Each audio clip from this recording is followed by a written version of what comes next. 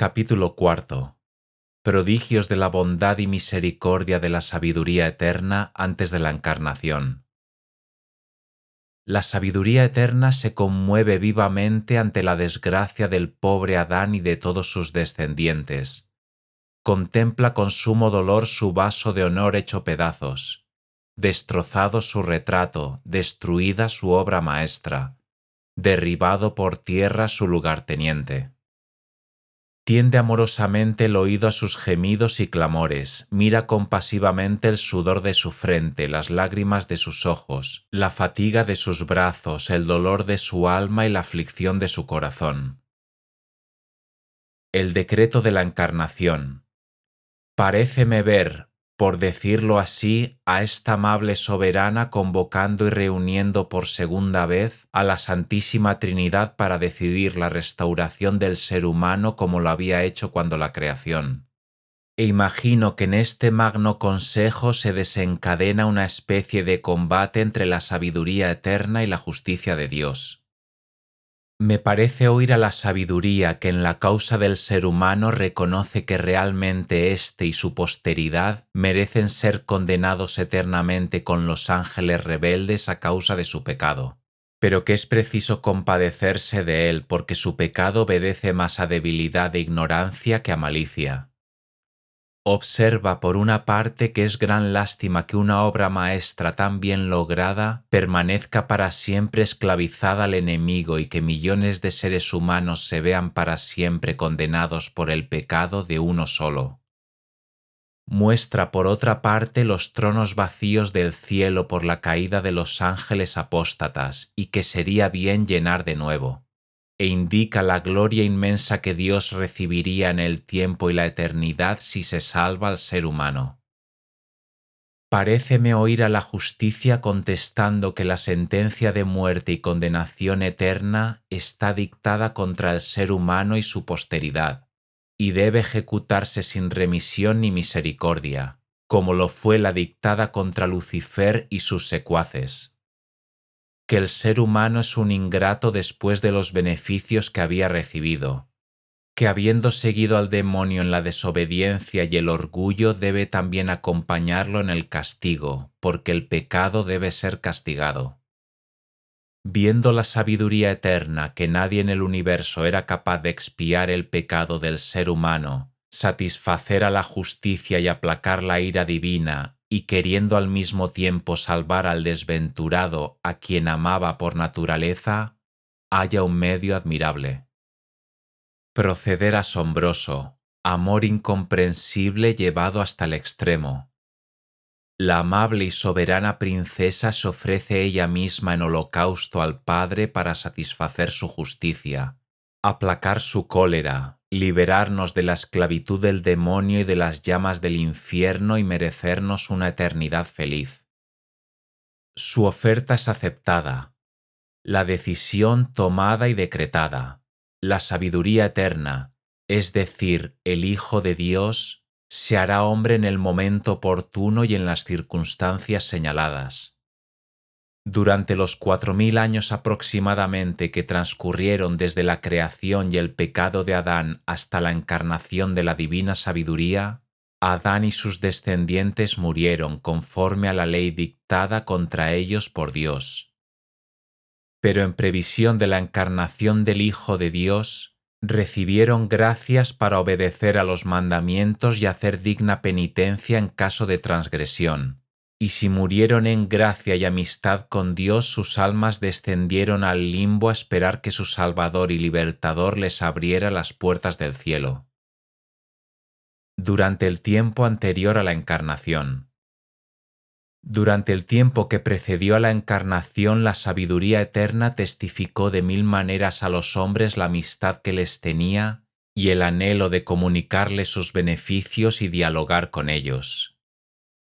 Proverbios 8:31. Disfrutaba con los hombres. Sabiduría 6:17. Ella misma va de un lado a otro buscando a los que la merecen. Fin de la cita. Esto es, a personas dignas de su amistad, dignas de sus tesoros, dignas de su persona. Se ha difundido por diversas naciones en las personas santas para transformarlas en amigas de Dios y en profetas. Ella sola formó a todos los santos patriarcas, a los amigos de Dios, a los profetas y santos del Antiguo y del Nuevo Testamento. La sabiduría eterna inspiró a los hombres de Dios, habló por boca de los profetas, los dirigió en sus caminos, los iluminó en sus dudas, los sostuvo en sus debilidades y los libró de todo mal. El Espíritu Santo lo refiere con estas palabras en el libro de la sabiduría. Capítulo 10, versículos del 1 al 21. De Adán a Moisés. Ella fue quien protegió al Padre del mundo en su soledad, a la primera criatura modelada por Dios, es decir, a Adán. Lo levantó de su caída y le dio el poder de dominarlo todo. Se apartó de ella el criminal iracundo Caín, y su saña fratricida le acarreó la ruina. Por su culpa vino el diluvio a la tierra, y otra vez la salvó la sabiduría guiando al justo, Noé, en un simple trozo de madera. Cuando la baraúnda de los pueblos concordes en la maldad, ella se fijó en el justo Abraham, y lo preservó sin tacha ante Dios, manteniéndolo fuerte, sin ablandarse ante su Hijo. Cuando la aniquilación de los impíos, ella puso a salvo al justo Lot, fugitivo del fuego llovido sobre la Pentápolis. Testimonio de su maldad aún están ahí el yermo humeante, los árboles frutales de cosechas malogradas y la estatua de sal que se yergue, monumento al alma incrédula. Pues dejando a un lado la sabiduría se mutilaron ignorando el bien, y además legaron a la historia un recuerdo de su insensatez, para que su mal paso no quedara oculto. La sabiduría sacó de apuros a sus seguidores. Al justo Jacob, que escapaba de la ira de su hermano Esaú, lo condujo por sendas llanas. Le mostró el reino de Dios y le dio a conocer los santos. Dio éxito a sus tareas e hizo fecundos sus trabajos. Lo protegió contra la codicia de los explotadores y lo enriqueció. Lo defendió de sus enemigos y lo puso a salvo de sus asechanzas. Le dio la victoria en una dura batalla para que supiera que nada es tan fuerte como la piedad. No abandonó al justo vendido, José, sino que lo libró de caer en el pecado. Bajó con él al calabozo y no lo dejó en prisión hasta entregarle el cetro real y el poder sobre sus tiranos. Demostró la falsedad de sus calumniadores y le concedió gloria perenne. Éxodo. Al pueblo santo, a la raza irreprochable los hebreos lo libró de la nación opresora. Entró en el alma del servidor de Dios, Moisés, que hizo frente a reyes temibles con sus prodigios y señales. Dio a los santos la recompensa de sus trabajos y los condujo por un camino maravilloso. Fue para ellos sombra durante el día y resplandor de astros por la noche. Los hizo atravesar el mar rojo y los guió a través de aguas caudalosas. Sumergió a sus enemigos y luego los sacó a flote de lo profundo del abismo. Por eso los justos despojaron a los impíos y cantaron, Señor, un himno a tu santo nombre, ensalzando a coro tu brazo victorioso. Porque la sabiduría abrió la boca de los mudos y soltó la lengua de los niños. Fin de la cita. En el capítulo siguiente del libro de la sabiduría, Sabiduría 11, el Espíritu Santo enumera los males de los cuales libró la sabiduría a Moisés y a los israelitas mientras atravesaban el desierto. A esto podemos añadir todos aquellos que fueron salvados de grandes peligros en el Antiguo y el Nuevo Testamento, como Daniel en el foso de los leones, Susana de la falsa acusación, los 3 jóvenes en el horno de Babilonia, San Pedro de la cárcel, San Juan de la tinaja de aceite hirviente, y la multitud de mártires y confesores de la fe en los tormentos infligidos a sus cuerpos, en las calumnias que empañaban su reputación. Añadamos, repito, todos aquellos que fueron liberados y sanados gracias a la sabiduría. Sabiduría 9:18. Los hombres aprendieron lo que te agrada, y la sabiduría los salvó. Fin de la cita. Conclusión. Exclamemos, pues, dichoso una y mil veces aquel en quien la sabiduría divina ha podido entrar para morar en él. Saldrá victorioso de todos sus combates, se verá libre de todos los peligros que le asalten, será reanimado y consolado en todas las tristezas que le aflijan, y en cualquier humillación en que se encuentre será exaltado y glorificado en el tiempo y en la eternidad. Capítulo V. Excelencia maravillosa de la sabiduría eterna. El Espíritu Santo se ha dignado revelarnos la excelencia de la sabiduría en el capítulo 8 del libro de la sabiduría, en términos tan sublimes que bastará reproducirlos y acompañarlos de cortas reflexiones. Versículo 1. La sabiduría alcanza con vigor de extremo a extremo y gobierna el universo con acierto. Fin de la cita. Nada tan dulce como la sabiduría, dulce en sí misma, sin amargura, dulce para quienes la aman, sin dejar de sazón, dulce en su modo de obrar sin violentar a nadie. Frecuentemente se diría que no está presente en los accidentes y trastornos que acontecen. Tan secreta y suave es la sabiduría. Pero siendo una fuerza invencible lo encamina todo, insensible pero vigorosamente, a su meta por vías que los seres humanos desconocen. Es preciso que el sabio sea ejemplo suyo suavemente fuerte y fuertemente suave. Versículo 2. La quise y la rondé desde muchacho, y la pretendí como esposa enamorado de su hermosura. Fin de la cita.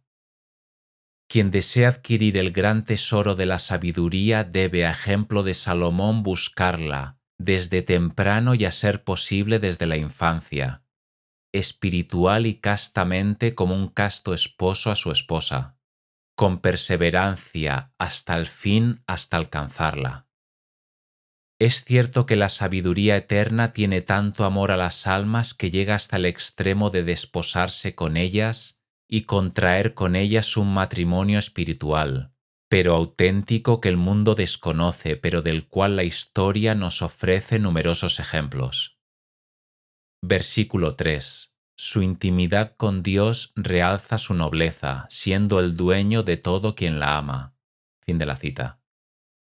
La sabiduría es Dios mismo, esta es la gloria de su origen. El Padre encuentra en ella todas sus complacencias, como Él mismo lo asevera, es así como es amada. Versículo 4. Es confidente del saber divino y selecciona sus obras. Solamente la sabiduría ilumina todo el hombre que viene al mundo. Efectivamente, solo ella viene del cielo para revelarnos los secretos de Dios, y no tenemos más verdadero maestro que esta sabiduría encarnada que se llama Jesucristo. Únicamente ella conduce a su meta todas las obras de Dios, de modo especial a los santos, dándoles a conocer lo que deben hacer y llevándoles a saborear y realizar cuanto les dio a conocer. Versículos del 5 al 7. Si la riqueza es un bien apetecible en la vida, ¿quién es más rico que la sabiduría que lo realiza todo? Y si es la inteligencia quien lo realiza, ¿quién es artífice de cuanto existe más que ella? Si alguien ama la rectitud, las virtudes son fruto de sus afanes.